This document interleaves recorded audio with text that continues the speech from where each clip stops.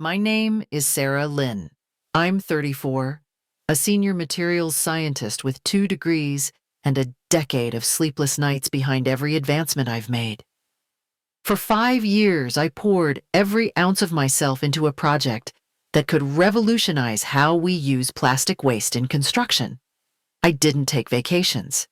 I skipped birthdays, weddings, even my own. But tonight, this one night, was supposed to be different. The reservation was for 8. I arrived 10 minutes early, dressed in the only outfit that ever made me feel powerful and proud. The restaurant was one of those modern places with marble tables, warm lighting, and wine glasses so thin you feared they'd shatter if you breathed too hard. I had picked this place months ago just in case I ever got promoted. Quinn, my boss, made the call when the announcement was finalized, said he'd take care of everything, said the whole team would be there. That was 2.5 hours ago. I had already declined the 4th polite offer from our server to order, pretending I was still waiting for friends who were just running late. He didn't believe me. I didn't believe myself either. The gold and silver balloons he'd tied to the back of my chair drifted in slow circles, swaying under the ceiling fan as if embarrassed by their own presence. I stared at my untouched glass of water, the condensation forming a little puddle beneath my fingers. Everything about the moment was too quiet. I checked my phone again. Nothing? No messages, no missed calls, not even a last-minute excuse. The notifications I did get were from the restaurant's Wi-Fi, disconnecting and reconnecting as if mocking me. I told myself to wait 5 more minutes. Maybe they were all just caught in traffic. Maybe there was a surprise planned, and they were hiding in the parking lot waiting to walk in together. But then, I opened my social media.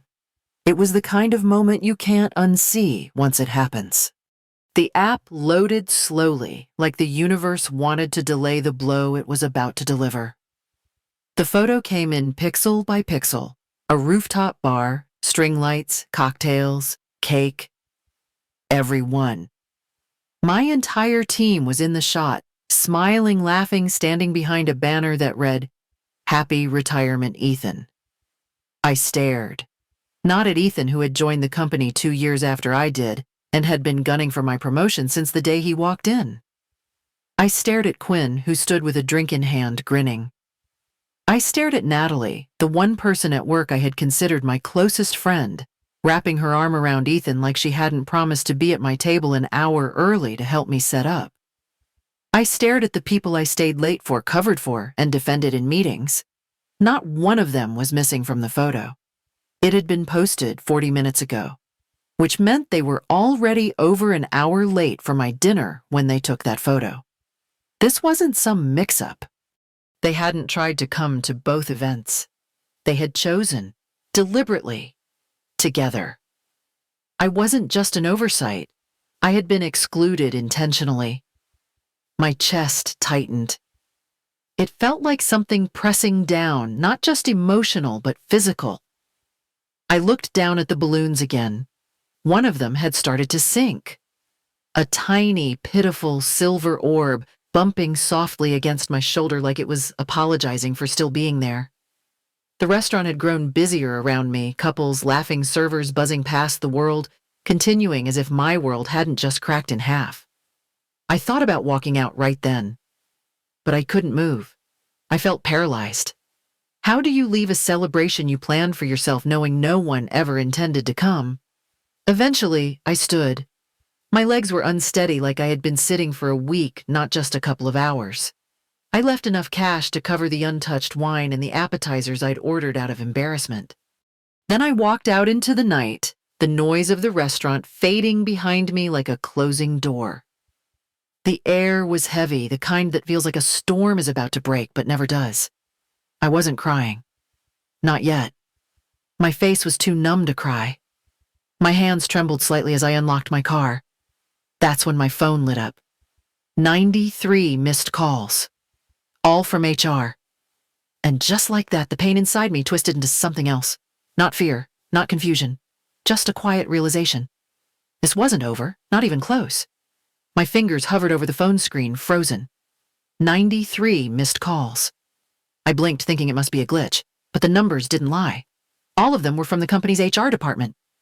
For a second, I thought maybe it was related to what had just happened. Maybe they had realized what the team had done and this was damage control. But that didn't make sense. HR didn't get involved in social drama. Something was wrong. I tapped the number and lifted the phone to my ear. A man answered on the first ring. His voice was rushed, breathless. He said his name was Jason from HR and asked me where I'd been. I told him I was at my promotion dinner, alone. The bitterness in my voice didn't even try to hide.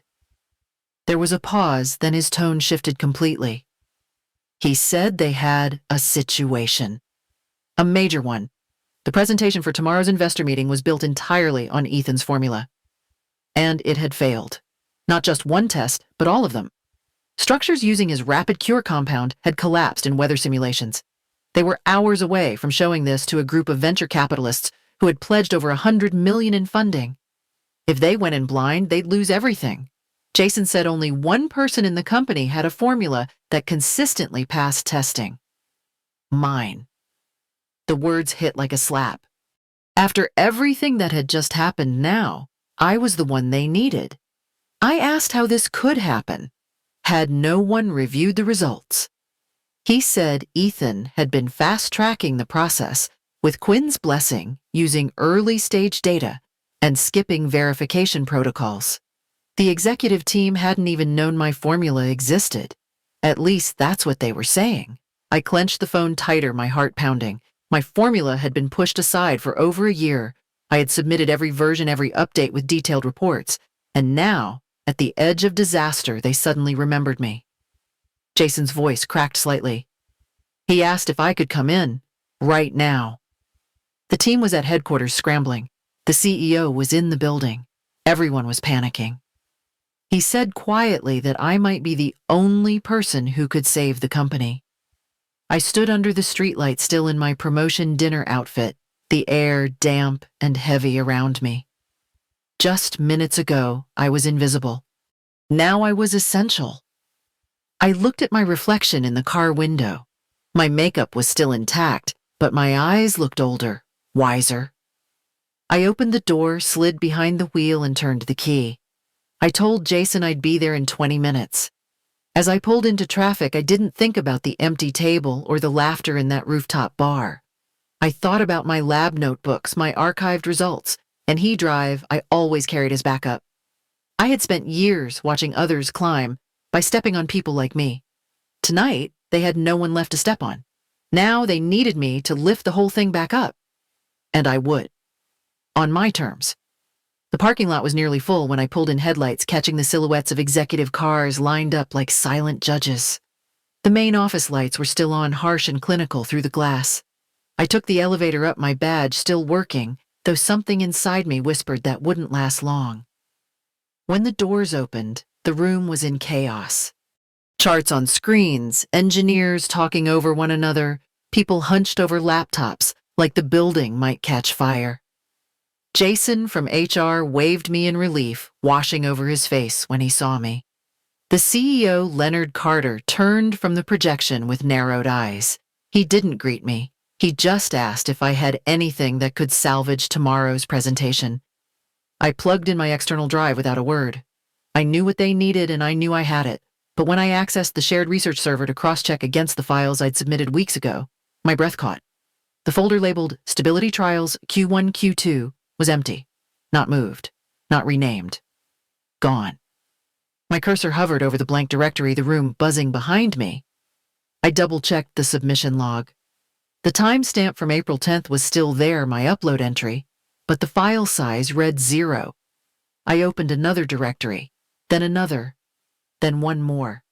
Everything I had submitted in the last 3 months was missing. The room felt colder. Suddenly, the hum of electronics sharpening into a whine. I turned to the current presentation slides. My formula was there all right. The compound ratios, the molecular structure, the notes on temperature resilience. But it wasn't under my name. It had been reattributed to Ethan. I stared at the screen, heart pounding. There was no mistake. It was my work word for word, trial by trial. I recognized the formatting quirks, even the typos I hadn't bothered fixing, but the author field in the metadata said Ethan Ross. At first, I couldn't process it. Maybe someone mislabeled. Maybe there was a system error. Maybe it was a glitch. But the longer I stood there, the less likely those excuses felt. I saw the way Leonard avoided looking at me. I caught the flicker of nervousness in Jason's voice as he asked if I was all right. That's when I knew. This wasn't an oversight. It was surgical, deliberate. My hands didn't shake, my voice stayed calm. But inside, a pressure built tight and white-hot. I didn't know how yet, but someone had buried me on purpose, replaced me, erased me. And they thought I'd stay quiet. They were wrong. I saw her across the room before she noticed me. Natalie stood near the back wall holding a coffee she wasn't drinking, eyes fixed on the floor. Her body was still too still, like she was trying to disappear into the plaster behind her. The noise around us, rushed voices clicking keyboards, a printer whining in the corner faded to a low hum. When our eyes met, she flinched. Just barely.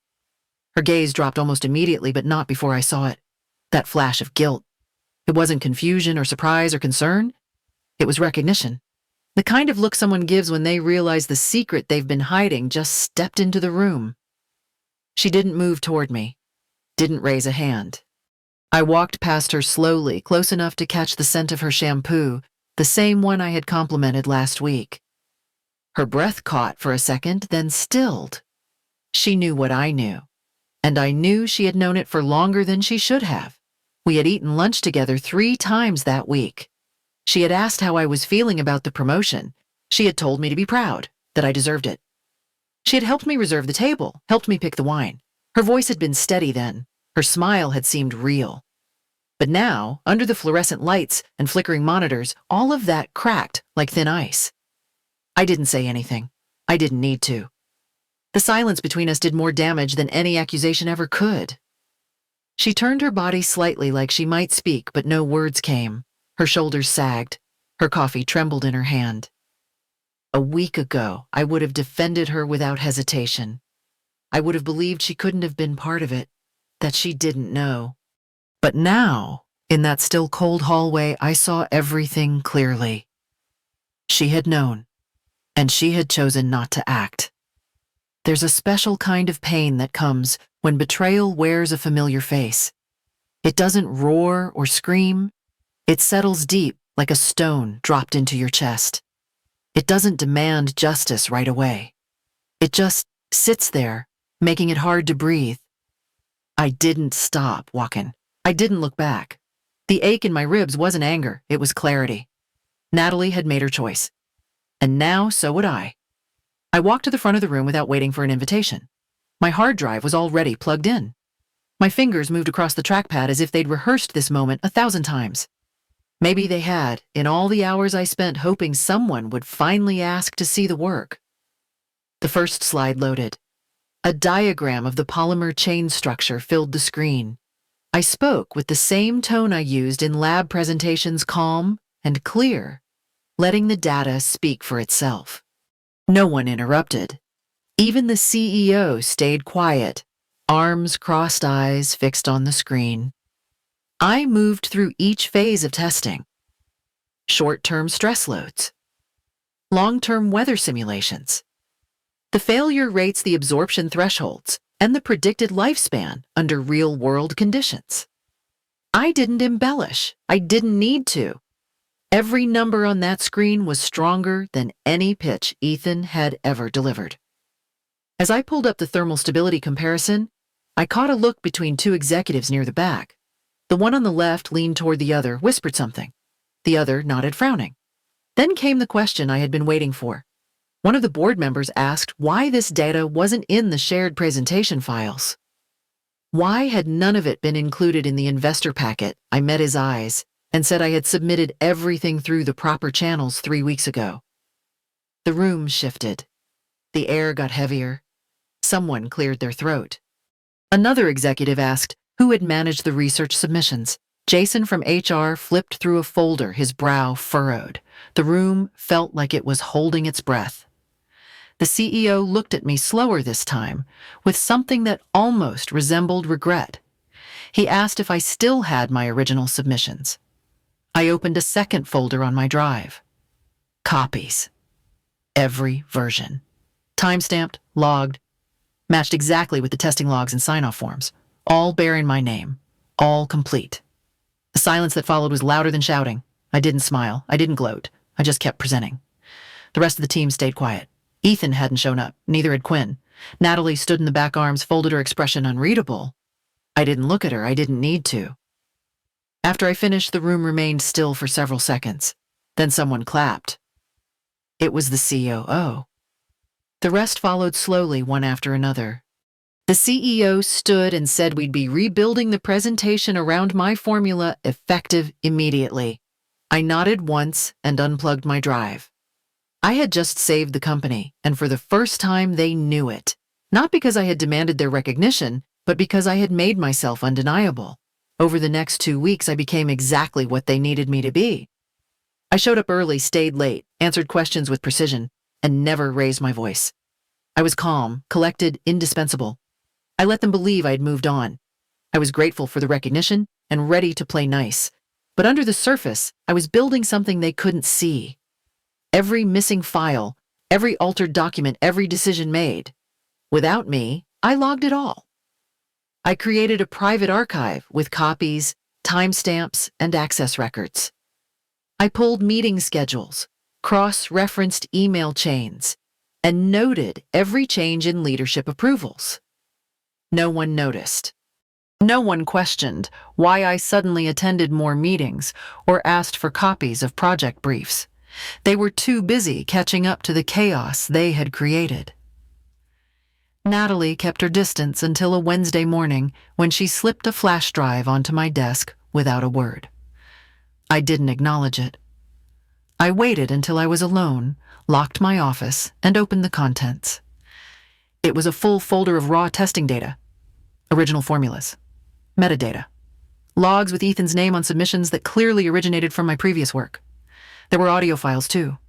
A recording of Quinn telling a project manager to push Ethan's version to the front for optics, to make it look like innovation was speeding up. I sat there in silence, not out of shock, but out of calculation. Natalie had made her move, a quiet apology. I didn't forgive her, but I added her folder to the archive. The more I uncovered, the clearer it became. This wasn't just Ethan acting alone. It was a culture. One that rewarded style over substance. One that would keep repeating itself unless someone forced it to stop. And I had everything I needed to do just that. I drafted a report, not an emotional takedown, but a systemic review. I framed it around risk, around investor trust, legal exposure, and the long-term damage of misrepresenting research. I outlined a restructuring plan, accountability tiers, mandatory verification, a shift in power from personality-driven leadership to evidence-backed review. No one knew what I was preparing. I kept showing up with the same calm smile. I let Quinn believe he still had influence. I let the CEO believe he had already fixed the problem by praising me in one meeting. But the truth was their fixes were temporary. Mine would be permanent. The report was almost done. My evidence was airtight. The board meeting was scheduled for Monday morning. I saved the file under one simple name, Reset. The boardroom was quiet when I walked in. 11 directors sat around the polished table, their expressions a careful mix of curiosity and caution. I placed my report at the center of the table, a stack of evidence-backed restructuring plans, labeled simply but clearly. I didn't bother with small talk. I opened my presentation and began. I started with the numbers, development delays, failed test runs. The cost of product recalls is avoided only by last-minute interventions. Then I showed what had been hidden. Emails, meeting logs, altered documents. Every piece was verified and time-stamped, showing how key research had been buried, redirected, or credited to the wrong people. I made no personal accusations. I didn't name feelings. I named facts. Then I explained the culture behind it, the pressure to deliver faster, the tendency to reward charm over consistency. The avoidance of scrutiny was inconvenient. I said what needed to be said, that we hadn't just failed in systems, we had failed in values. And unless that changed, we'd be back in this room again next time without a second chance. They listened in silence. I could feel the weight of it. Some glanced at one another, some wrote notes. The board chair finally asked what I was proposing. I laid it out clearly. A new division focused solely on innovation verification, independent oversight of research protocols, mandatory lab rotations for leadership, multi-tiered reviews before any product went to market. I offered more than structure. I offered a shift in what we rewarded. Substance over performance. Results over relationships. Then I placed the final folder on the table. Termination recommendations. Not out of revenge, but out of necessity. Ethan. Quinn. 2 others had knowingly altered data or suppressed concerns. I didn't dramatize. I explained the risk they posed, not just to our science, but to the company's future. No one spoke for a long time. Then the chairwoman nodded. She passed the folder around. One by one, the directors reviewed the documents. No one questioned the data. No one defended the actions. They just read. And when they finished, the vote was unanimous. The announcement went out the next morning. Ethan was let go. Quinn was relieved of all duties. The new division would report directly to the board. I was appointed as director. My authority would be separate from the CEO's office, with full access to every research lane across the company. I didn't celebrate. I didn't even smile. I just returned to my desk and got to work.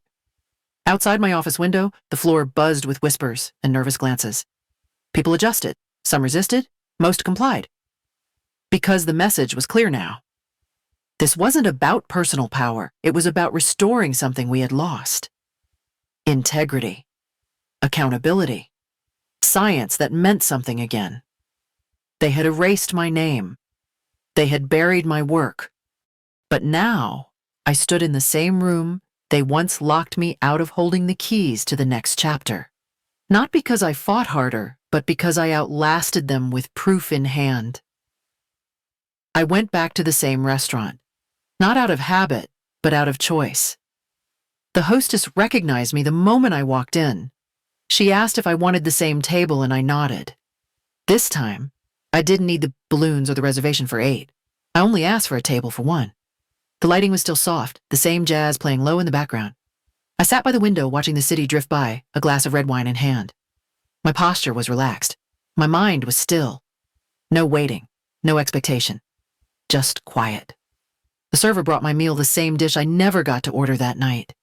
She smiled and asked if it was a special occasion. I looked at the plate, then back at her and said yes. I didn't explain further. I didn't need to. The world outside hadn't changed much, but I had. I no longer needed a room full of people to feel seen.